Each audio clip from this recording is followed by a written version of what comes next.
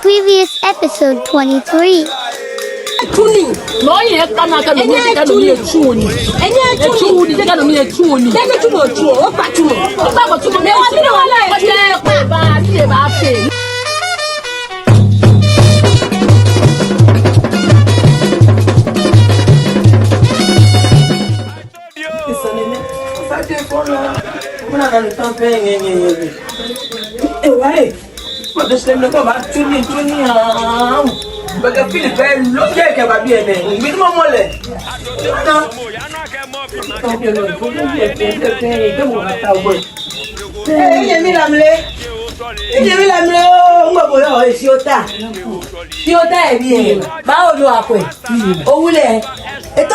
boy, ça total là on a là quoi dire. Le Journey Mother, Season 1, Episode 24.